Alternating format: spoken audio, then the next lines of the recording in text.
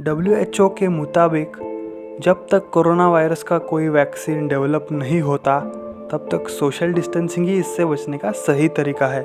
लेकिन कुछ साइंटिस्ट्स ने हर्ड इम्यूनिटी का कॉन्सेप्ट सामने लाया है।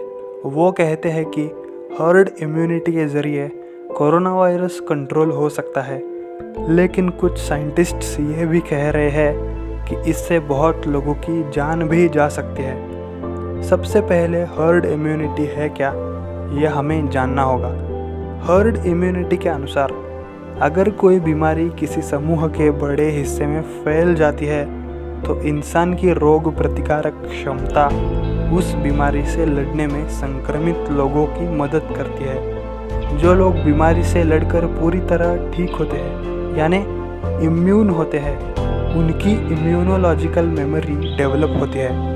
इन्हीं इम्यून लोगों में बीमारी से लड़ने वाले एंटीबॉडीज़ बहुत होते हैं। जैसे जैसे ज़्यादा लोग संक्रमित होते हैं वैसे वैसे संक्रमण फैलने का खतरा कम हो जाता है। इससे इनडायरेक्टली उन लोगों को सुरक्षा मिल जाती है जो ना तो संक्रमित है और ना ही उस बीमारी के लिए इम्यून है, और एक लिमिट के बाद इसका फैलाव रुक जाता है। लेकिन ये तभी संभव है जब किसी समूह के 60% लोगों को वायरस संक्रमित कर चुका हो और वो उससे लड़कर इम्यून हो गए हो, तो बचे 40% को इसका फ़ायदा होगा।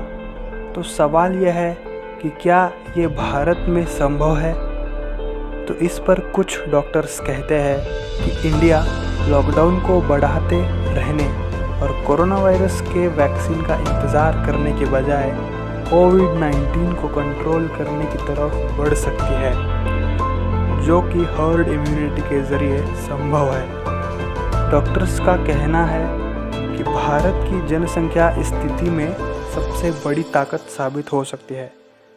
भारत में 65% लोग 35 साल से कम उम्र के हैं और सिर्फ 6% लोगों की उम्र 65 साल से ज़्यादा है, और युवाओं में संक्रमण के मामलों में या तो मामूली लक्षण है या फिर कोई लक्षण नहीं दिखाई देते। लेकिन वो ये भी कहते हैं कि हर्ड इम्यूनिटी के लिए भारत को अपनी टेस्टिंग की क्षमता बढ़ानी होगी और साथ ही सोशल डिस्टेंसिंग और साफ सफाई का ध्यान तो रखना ही होगा।